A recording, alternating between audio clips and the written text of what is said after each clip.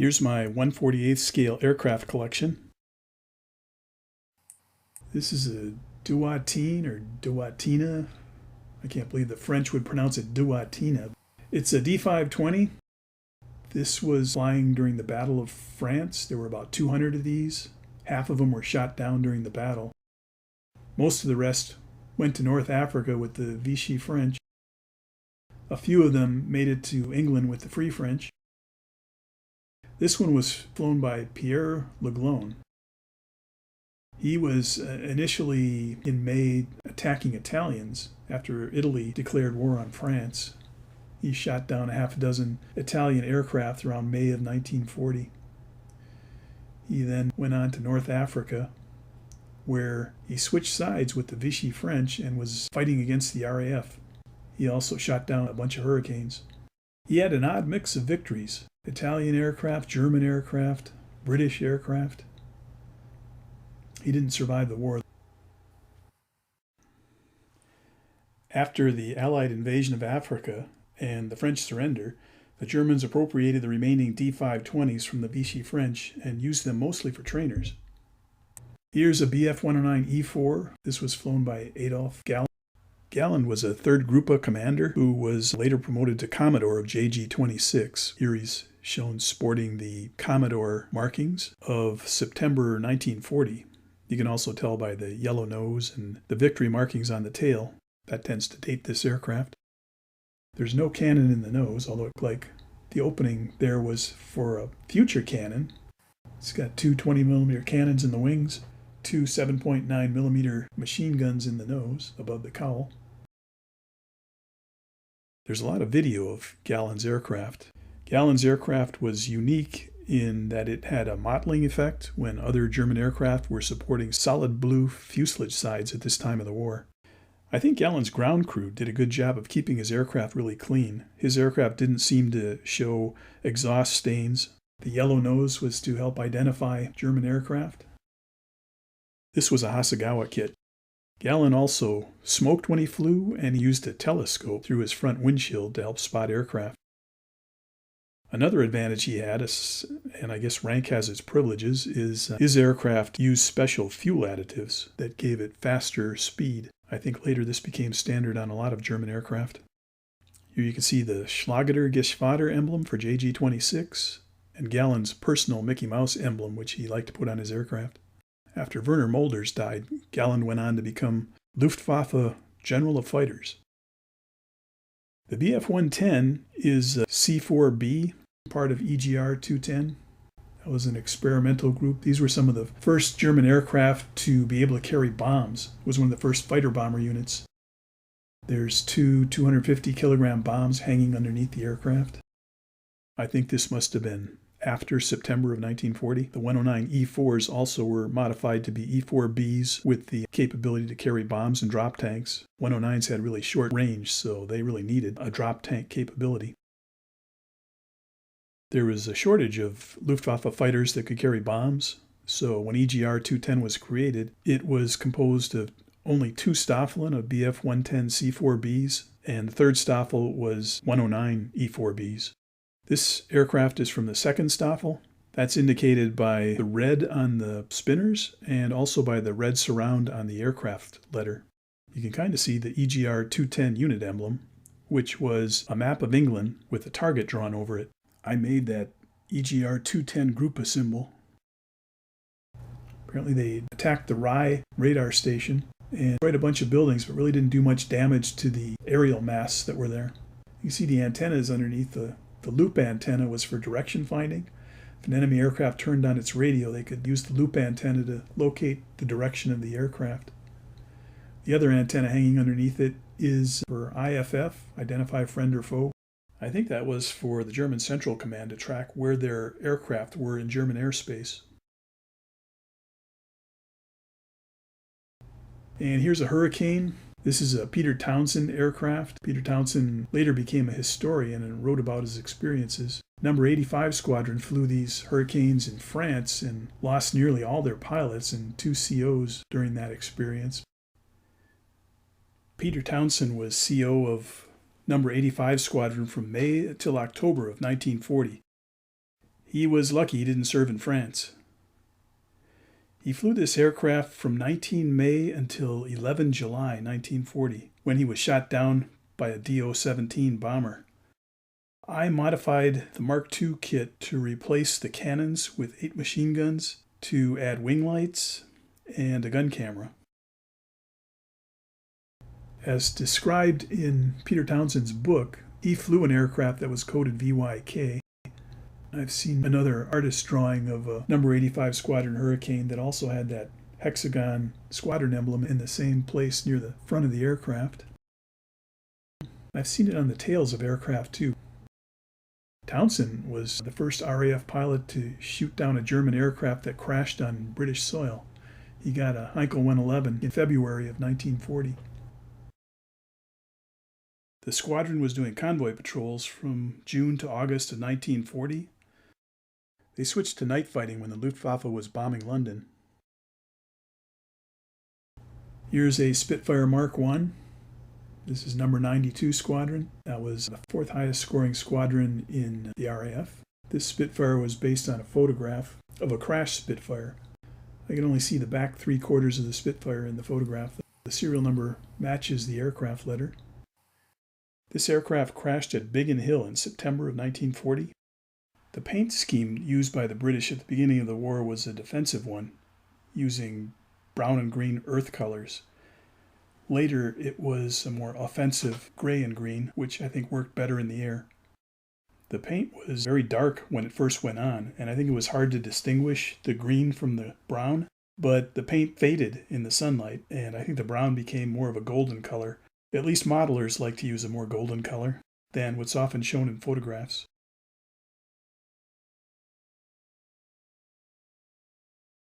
The canopy was not the usual bulged out canopy from later times. It's more of an original straight canopy. The guns stick out a little bit from the portals in the leading edge of the wing. This was a Tamiya kit. Probably not pronouncing that right. I think there's 4 different ways to pronounce it. It was a good kit. The panel lines are good in Tamiya kits. Other characteristics of the early war British fighters were roundels with more white in them. The spinners were black, and they were later changed to more of an eggshell white color or robin's egg blue, and fuselage bands were added, which were the same color as the spinner.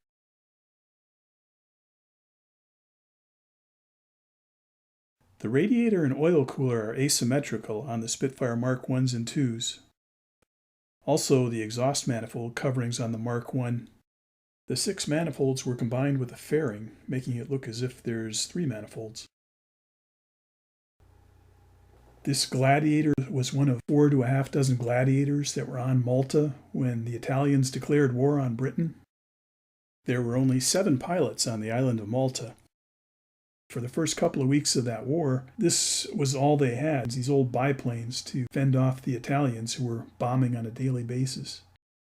Within a few weeks, they were supplemented with Hurricanes. This aircraft was going up against MC-200s and CR-42 biplanes. I'm not too sure about the bronze color. I made this cowl ring. I think it's been described as burnt copper by some. This has got .303 caliber guns, 2 under the wings in pods and 2 in the fuselage. Gladiators came out in 1935. A few hundred were built. Only 60 were Sea Gladiators like these. But the Malta Sea Gladiators didn't have the dinghy or carrier gear installed, so they were probably as fast as the regular Gladiators. This was a Lindbergh kit. I replaced the wire that came with the kit. It was too thick, so I used 34 gauge electrical wire to do the strut wires. Drilled holes through the top of the wing and then just routed wires straight through the wings, bottom to top, and then filled in the hole.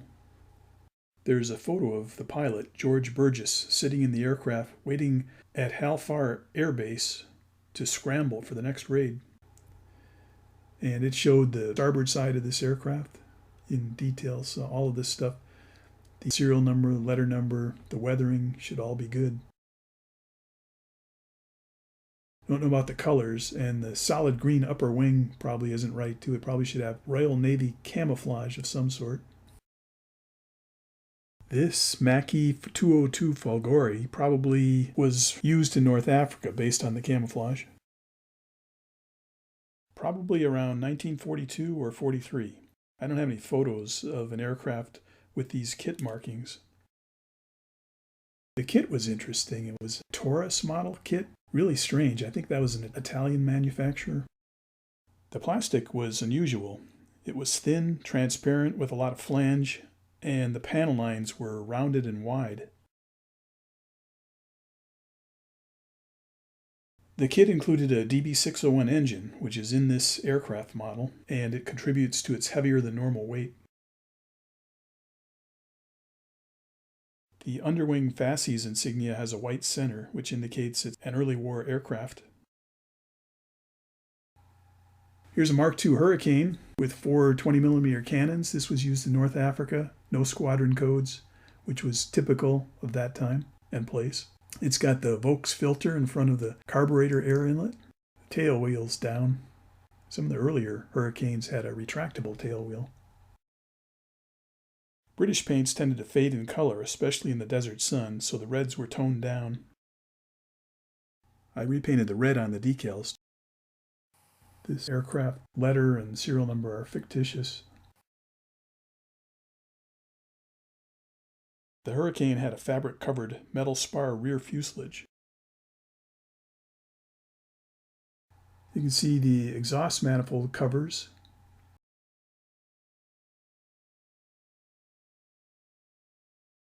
I basically bought the same kit for the Mark I and the Mark II Hurricane, but they were Mark II Hurricanes, so I had to modify the Mark I to shorten up the spinner, shorten up the fuselage in front, and add a short aerial to the tail. Had to get rid of all the cannon blisters. The Hurricane Mark II wings were metal covered, unlike the Mark I, which were fabric covered. I added lights to both of the Hurricane kits. Here's a P-40C. This is also used in North Africa by No. 112 Squadron. Clive Caldwell flew this plane. The British version had 6 .303 caliber machine guns. The American version had 4 .30 caliber machine guns in the wings and 2 .50 caliber guns in the nose. Apparently Caldwell was No. 9th British ace as far as rankings go for most victories. He had more than Francis Cabreski. This was a monogram kit. It was a poor kit. Pieces didn't fit well. I scribed additional panel lines on the front fuselage that didn't come out straight. A lot of the decals that came with the kits were poor. Roundels had misaligned circles and decals were too thin. I think I painted this decal to make the color more orange. This was probably around 1941. Number 112 group later started adding shark mouths to their P-40s. The colors look pretty good in this light.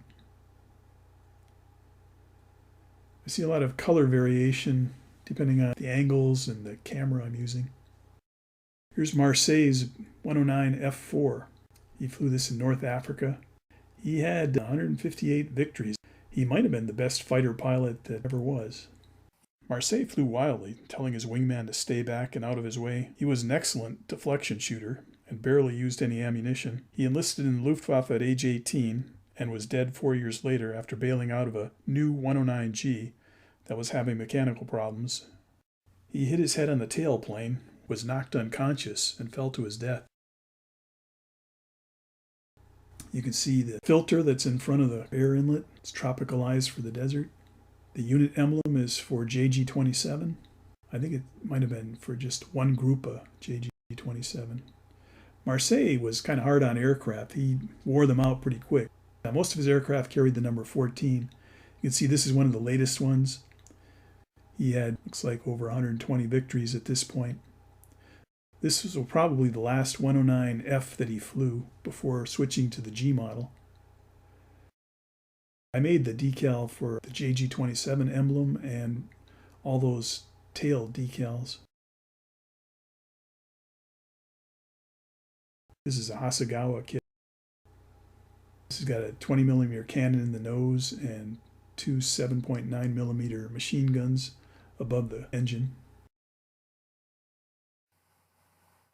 Marseille used to wear a side cap, so I modified the pilot in this aircraft to show a side cap. The underside looks pretty clean. It could use some weathering. I think I wet brushed the panel lines, which are too dark. I criticize other modelers for doing that, and I'm guilty of it myself.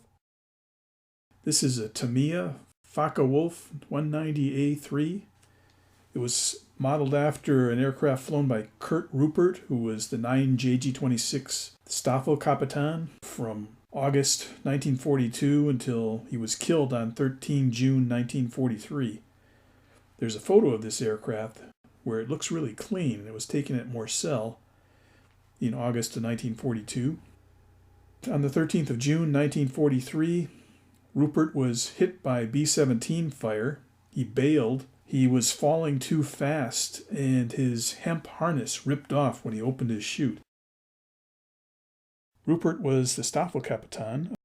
Seemed like they liked to pick number 1 for their aircraft. Usually that indicated the Staffel leader. 13 was popular too. This aircraft has 4 20mm cannons in the wings, plus 2 7.9mm machine guns in the nose above the engine. I based this model on a photograph, so the serial number is correct, the aircraft number is correct.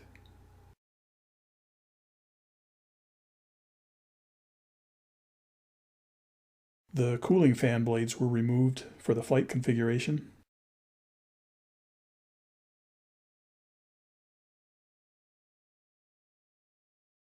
JG-26 and JG-2 were two Geschotters stationed on the Channel front throughout the war. Between them, they probably only had about 250 or 300 aircraft, although that varied with the time of the war. This is Hube Zemke's P-47C. Zemke was the commanding officer of the 56th Fighter Group. He flew this plane from March to October of 1943 before he was sent back to the United States to go on some tour promoting the 8th Air Force. He had 10 victories with it. It's a Razorback. You can tell by the sharp spine behind the canopy.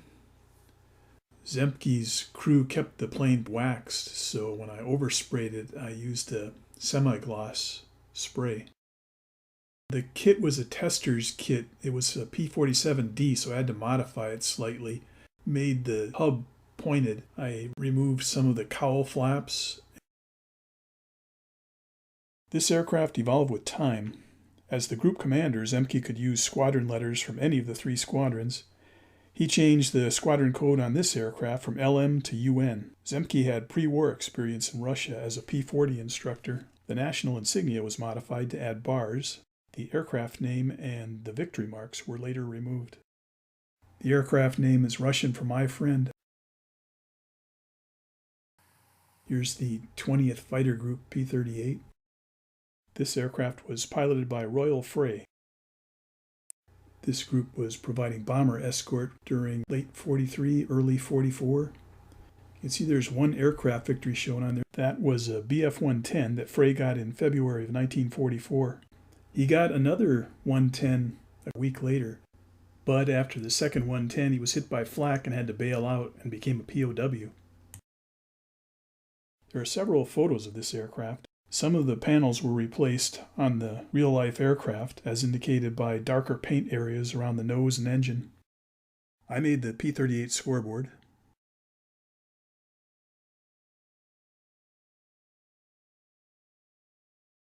Pieces didn't fit together well on this monogram kit, like the landing gear doors. Some kits, and I think this might have been one of them, had panel lines that were inverted. I mean, they stick out. Live bait had a long career because it was flown by Clayton Gross of the 9th Air Force. He flew it from December 1943 until, I think, November of 1944. The 254th Fighter Group of the 9th Air Force was the first group to get P-51Bs, and they were temporarily reassigned to escort 8th Air Force bombers from November of 1943 until November of 1944, when they converted back to P-47s and resumed their ground support missions. I had trouble getting the white paint to cover and apparently caked on the paint. I like the detail on this Tamiya kit. Gross was credited with 6 victories, including an Me-262, which he got much later in the war when he was flying a P-51D. He flew, I think, this aircraft until November of '44, then converted to a P-47, and then after a month or so of flying the P-47, the group converted back to P-51Ds. I got these drop tanks from another kit, and I added some tubing. You can see there's only 4 50 caliber guns on these earlier P-51s. American ground crews put tape over the gun portals, like the British did, to prevent freezing. There were a lot of initial problems with P-51B machine guns, partly because they mounted them diagonally. There's a gun camera on the wing root. There's no exhaust stack coverings on this particular aircraft. I mean, they exist, but some mechanics opted to leave them off.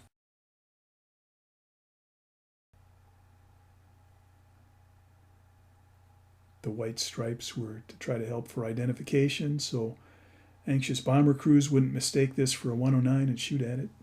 Both the P-51 and the 109Es had square wingtips, kind of look like each other.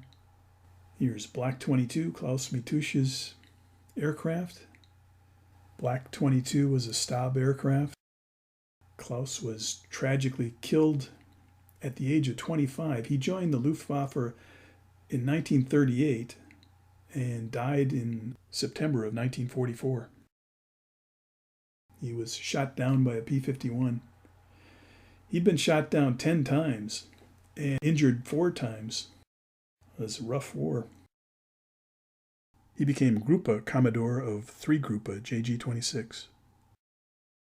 I think he served in that role for maybe nearly a year.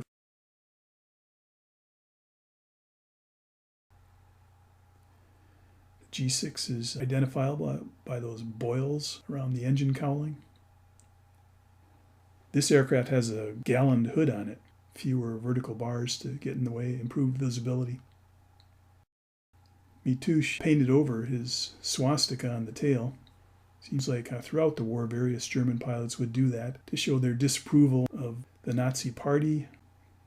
This aircraft has probably a 20mm cannon in the nose, 12.7mm machine guns above the engine.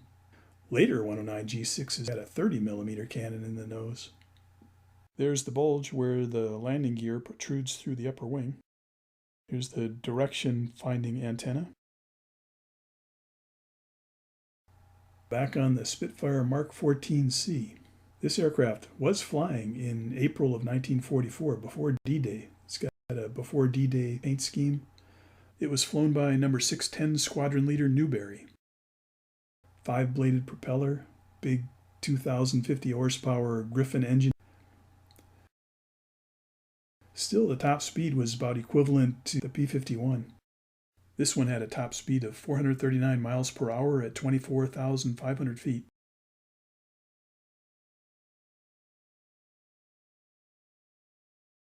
These Mark 14s were characterized by long spinner. The whole fuselage was 2 feet longer than the Spitfire Mark 9. It had a broad tail. Later versions of the Mark 14, the E version, had a bubble canopy and the cut-down spine. This Spitfire has 2 20mm cannons in the wings. They're covered by fairings, unlike the Hurricane cannons. This is Francis Gabreski's P-47.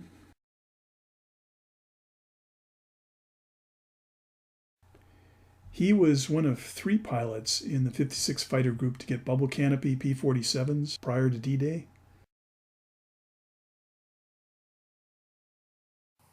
You can see there's no black stripes on the fuselage. They just painted white. Originally, the D-Day stripes were painted on pretty sloppy, so they actually put black trim around the white stripes to clean up the way it looked.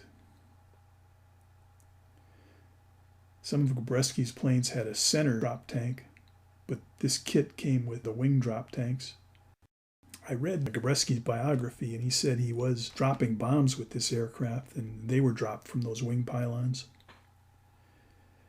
This is a shadow shade camouflage. Gabreski actually crashed this aircraft in July of 1944. He was supposed to have been sent home, but he flew an extra mission and got too low strafing and bent the propeller tips on the ground and then to crash land, became a POW. You see 27 victory markings. He went on to get 28. He was the highest scoring American ace in the European theater. And this is a P-51D5 flown by George Preddy. He was the highest scoring Mustang ace with about 27 aerial victories and another 5 on the ground. The kit was for a late model P-51, so I had to remove the dorsal fin. This aircraft, it came out a couple of days after D-Day, and it crashed on 16 April 1945. It had a 10-month career, and it's believed to be the highest scoring American aircraft during World War II. Preddy got 14 victories with it. Meyer, his CO for the 352nd Fighter Group, got 4 more, and another guy got 3. So that aircraft had about 18 aerial and 9 ground victories. Not sure what color exactly the blue-nosed Mustangs were. Most of them seemed to be a lighter color, but there were darker examples too. When the D-Day stripes were painted on, they were full stripes, and then they were rubbed off the upper surfaces. Apparently, when they put the D-Day stripes on, the ground crew had to move the aircraft letter back to the vertical stabilizer. It's a good look at the battery and the radio equipment in the back. That looks pretty accurate. Preddy had a photo op after he got 5 aircraft in one day, so there are a lot of photos of this aircraft. The Tamiya kit was nice in terms of the dropped flaps too. I made the panel lines definitely too dark on this model. I like that the decals are readable. There's lots of photos and videos of the 262s that were on Leckfield somewhere late in 1944. The yellow band indicates it's a training group. They trained experienced combat pilots how to fly the 262 jet. Some of those pilots did manage to mix it up with enemy aircraft during their time at the training field. This aircraft was part of the EJG-2 experimental group. There were 4 combat groups that flew the 262, 2 bomber groups, and JG-7 and JV-44. I'm not too sure about the colors on this. Most of the 262 photos are black and white. Most of the German photos in general are black and white, but there are a few color photos. The video I saw of this aircraft and a still photo were all black and white.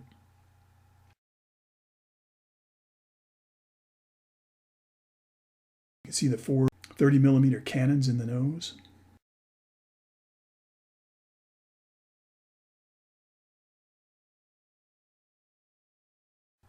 I think about 1,200 262s were built, but only half of them were flyable.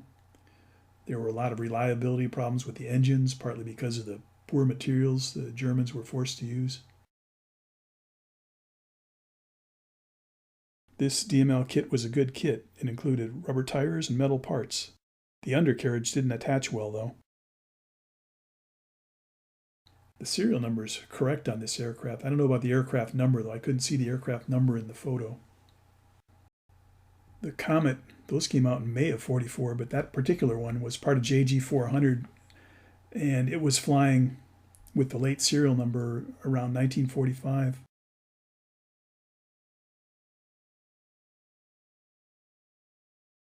The pilot wore a white suit to protect his skin from the corrosive C stuff and T stuff, which was mixed together to form the rocket fuel. Burned a white vapor when the aircraft took off. They'd go up at the bombers at about a 60-degree angle. The Messerschmitt 163 could do close to 600 miles per hour.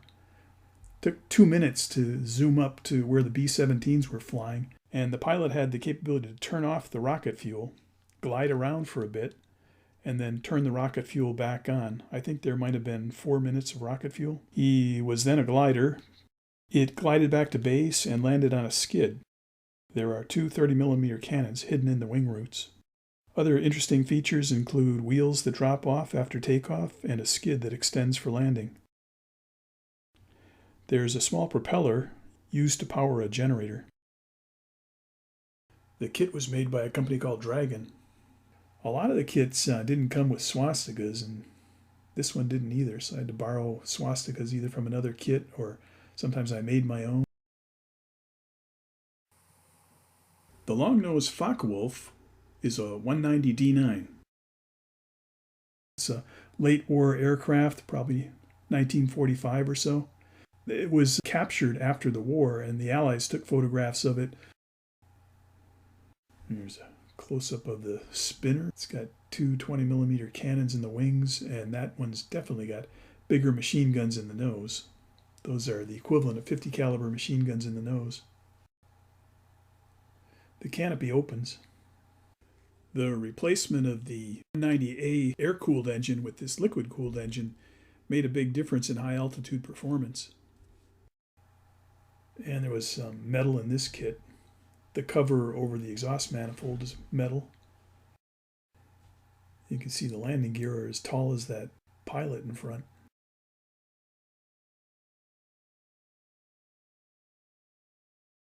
It's the markings of the Stab aircraft.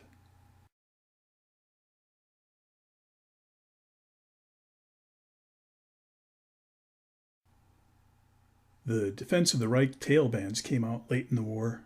The black and white tailband indicates this is a JG-26 aircraft.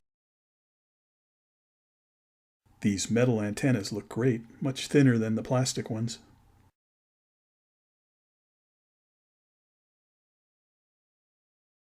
Just wanted to show the scale.